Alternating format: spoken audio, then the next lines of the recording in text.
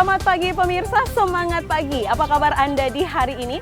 Senang sekali berita Papua hari ini dapat kembali menjumpai Anda bersama saya, Cynthia Delima. Sejumlah informasi penting dan menarik akan kami hadirkan untuk Anda. Berikut 3 di antaranya.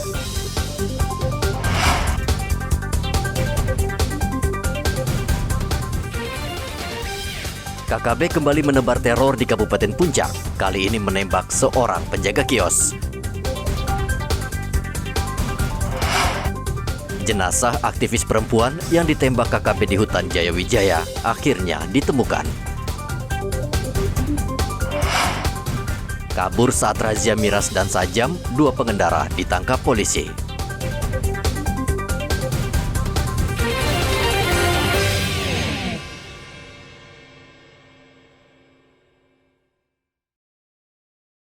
Kelompok kriminal bersenjata KKB Sabtu lalu kembali menembak seorang warga sipil bernama Antonius Padang di distrik Ilaga, Kabupaten Puncak, Provinsi Papua Tengah.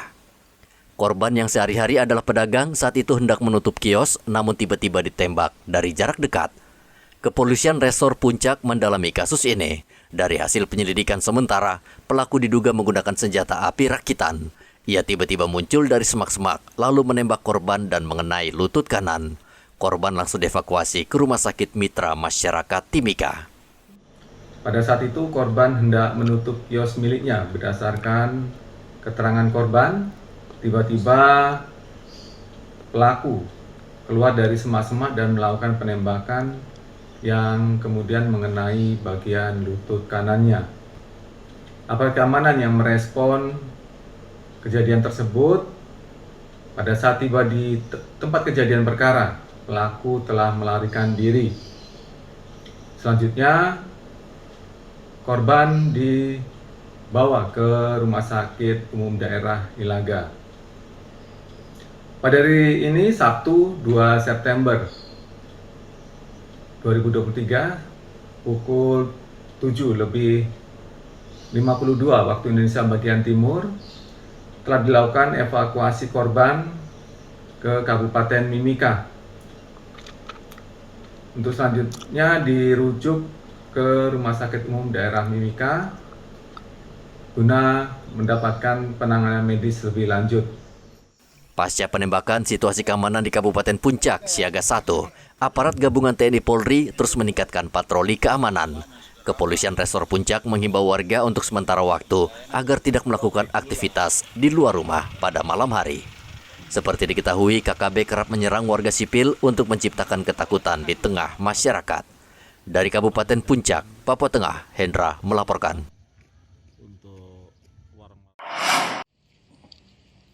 Jenazah aktivis perempuan Papua Michelle Kurisindoga ditemukan dan langsung dievakuasi ke Jayapura usai disemayamkan sehari sebelumnya di RSUD Jayawijaya. Jenazah dibawa ke Rumah Sakit Bayangkara untuk diotopsi guna kepentingan penyelidikan. Permintaan otopsi itu dari penyidik. Ya, KWP-nya permintaan itu harus dari penyidik. Kemudian penyidik minta persetujuan dari keluarga dan keluarga meng-ACC. Dan kebetulan ibu kandungnya adalah seorang perawat. Kemudian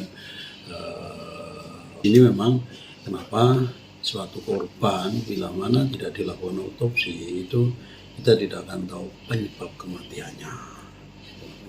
Jadi tujuan otopsi adalah untuk mengetahui kondisi korban, jenis kekerasan apa yang ada di dalam korban, dan untuk mengetahui sebab kematian daripada korban tersebut. Elizabeth Mandosir, ibu kandung Michelle Kurisindoga, mengizinkan jasad putrinya diotopsi untuk mengetahui jelas penyebab kematiannya.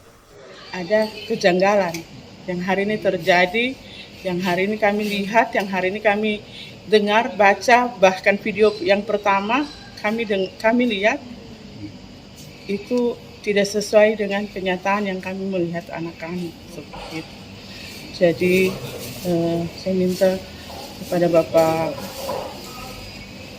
Kapolres Wamena tadi untuk kalau bisa diotopsi. Gitu. Saya ingin kebenaran data yang akurat untuk identifikasi anak saya untuk pemeriksaan atau itu harus jelas, dan saya mau dapat hasil yang terbaik supaya saya tahu kematian anak saya ini kenapa. Supaya semua tahu, semua keluarga berharap, banyak berharap untuk hasil ini, supaya hari ini mereka ada tunggu hasil dan mereka mau hasil pemeriksaan, hasil otopsi dan hasil semua penyidikan segera dituntaskan. Usai diotopsi, jenazah Michelle langsung dibawa ke rumah duka di Dok 9, selanjutnya dimakamkan di TPU Buperwaena. Michelle dibunuh diduga karena dituduh sebagai anggota intelijen TNI. Sebelumnya ia ditangkap dan sempat diinterogasi dan akhirnya ditembak karena dicurigai tujuan perjalanannya ke Kenyam, Kabupaten Duga untuk memata-matai KKB. Arthur melaporkan dari kota Jayapura, Papua.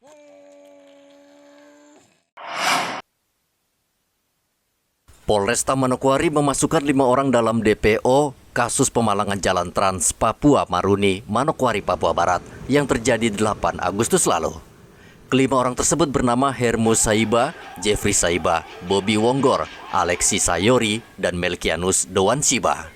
Kapolresta Manokwari Kombes Rifandi Simangunsong meminta kelima orang tersebut segera menyerahkan diri atau polisi akan mengambil tindakan tegas. Dalam kasus pemalangan jalan Trans Papua, polisi sudah menetapkan 1 tersangka.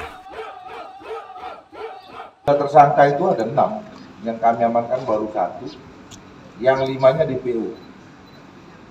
Saya tidak memberikan inisial yang 5-nya. Tokoh-tokoh masyarakat yang ada di Manokwari itu katanya akan kooperatif membantu kami kepolisian apabila kami terbuka terkait orang-orang yang mau ditangkap. Nah ini sekarang kami kembalikan. Sengaja saya sini buka nama-namanya. Kami meminta kepada tokoh-tokoh masyarakat yang selalu selama ini mengkomplain kami, setiap anggota saya melakukan penangkapan pasti membuat aksi setelah itu. Habis itu setelah kami temui pasti dia meminta begini, Pak kenapa kami tidak dikabari, biar nanti kami yang menyampaikan. Nah sekarang kami merubah pola. Kami ikuti maunya masyarakat. Rifandi menambahkan sudah mengetahui keberadaan 5 orang tersangka, namun ia meminta tokoh adat dan warga menyerahkan para tersangka karena dikhawatirkan penangkapan terhadap kelima tersangka tersebut memicu kericuhan. Edi melaporkan dari Manokwari, Papua Barat.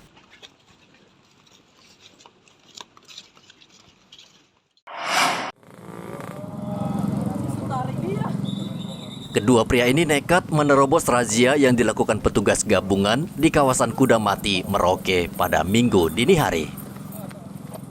Mereka panik dan tidak menyangka ada puluhan petugas merazia kendaraan. Diduga pengendara itu mabuk. Petugas yang ditempatkan di sejumlah sudut jalan berhasil menghentikan kedua pelaku. Dan terbukti saat digeledah ditemukan 2 botol miras dan senjata tajam jenis parang. Kedua pria ini langsung dibawa ke kantor polisi. Isu-isu di masyarakat, kondisi kita tidak aman, ya seperti itu. Nah ini harapan masyarakat, kita ada, polisi ada.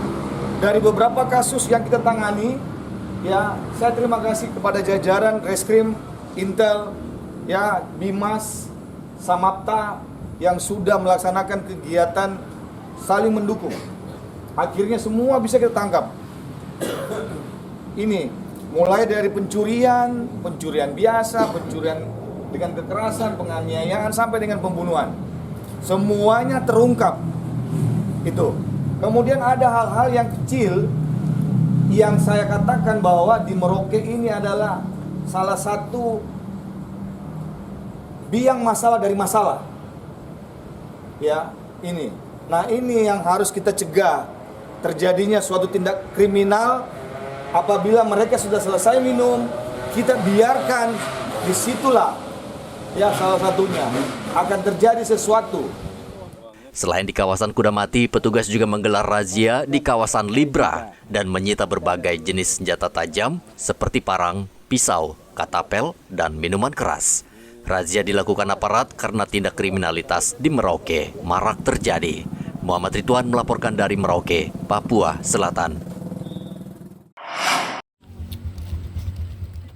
3 santriwati Pondok Pesantren Salawiyah Safi'iyah di Kabupaten Sorong, Papua Barat Daya menjadi korban pencabulan dan persetubuhan yang diduga dilakukan pemimpin pesantren. Pondok pesantren sepi setelah polisi menetapkan pemimpin pondok pesantren sebagai tersangka. Kapolres Sorong AKBP Yohanes Agustiandru mengatakan ketiga korban datang melapor pada Agustus lalu. Mereka diduga dicabuli pemimpin pesantren selama 5 tahun sejak tahun 2014 hingga 2019. Polisi saat ini masih melakukan penyelidikan, mencari alat bukti serta melakukan visum dan pemeriksaan para saksi. Ada satu orang dari santri di pondok pesantren berada yang di Kabupaten Sorong melaporkan ke Polres Sorong terkait persetubuhan maupun pencabulan yang dilakukan oleh pimpinan pondok pesantren inisial K kepada kepolisian. Kemudian rentan perlakuannya dari 2014 sampai 2019. Jadi ada beberapa kali persetubuhan ataupun pencabulan yang dilaporkan. Kemudian hari kemarin, hari Selasa 29 Agustus ada 2 orang lagi yang melaporkan terkait santri di pondok pesantren tersebut terkait kejadian yang sama. Ada yang persetubuhan dan pencabulan, ada yang pencabulan saja. Jadi ada 3 orang yang sudah melapor. Kemudian kami melakukan serangkaian penyelidikan dan penyidikan, mencari alat bukti, melakukan visum, keterangan saksi, dan untuk terlapor hari ini kita tetapkan jadi tersangka. Agar tidak menghilangkan barang bukti, tersangka saat ini ditahan di Mapolsek Sorong. Topan melaporkan dari Sorong, Papua Barat Daya.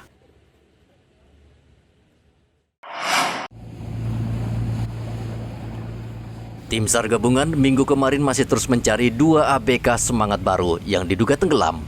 Hingga hari kelima, tim SAR terus menyusuri lokasi kejadian dengan menggunakan kapal cepat. Kepala Operasi SAR Timika Charles Batlayeri mengatakan upaya pencarian belum membuahkan hasil. Area yang di cover kurang lebih 17 nautical mile dari bibir pantai, kemudian dengan radius kurang lebih 60 nautical mile. Berdasarkan hasil perhitungan SAR map, untuk korban diperkirakan mengalami pergeseran karena pengaruh arus dan juga angin.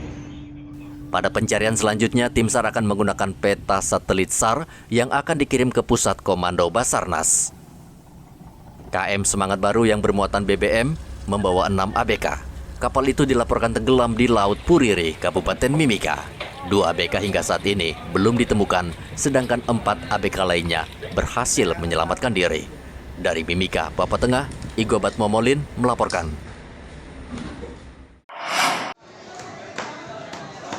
Harga kebutuhan pangan di Merauke tidak pernah stabil. Harga ayam potong misalnya saat ini kembali naik.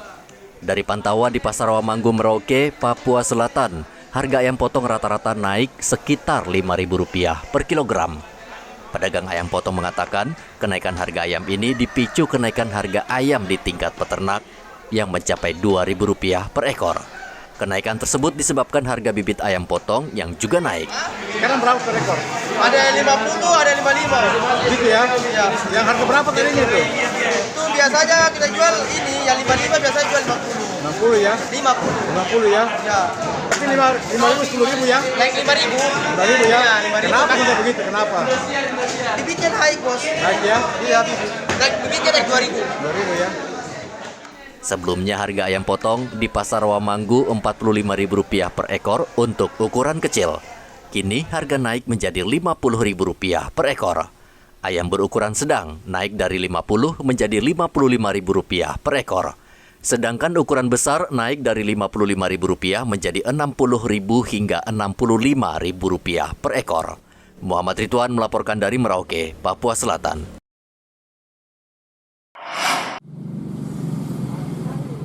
Harga beras medium di Merauke saat ini masih belum turun, kendati Bulog sudah memasok beras ke pedagang untuk menstabilkan harga.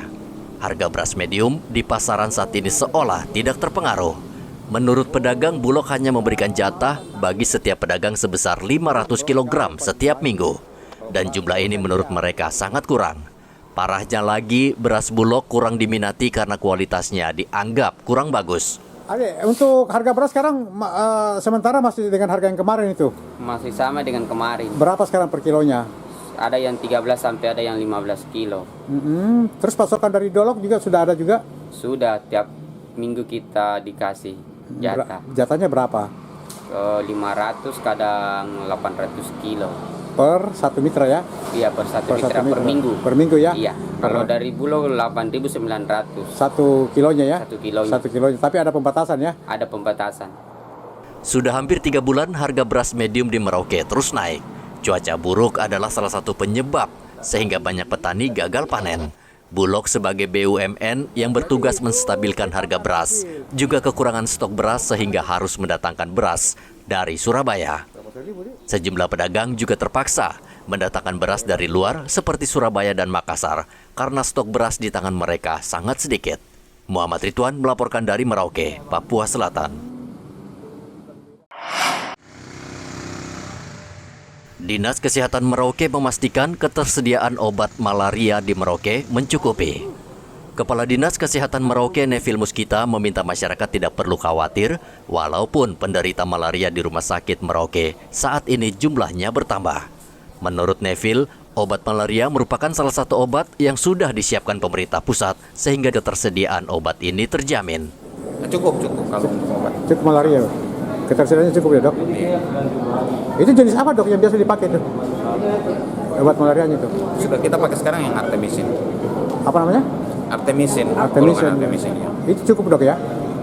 Karena untuk malaria, untuk TBC, untuk HIV, untuk kusta, dan obat-obat yang masuk dalam program prioritas nasional itu disiapkan langsung oleh pusat.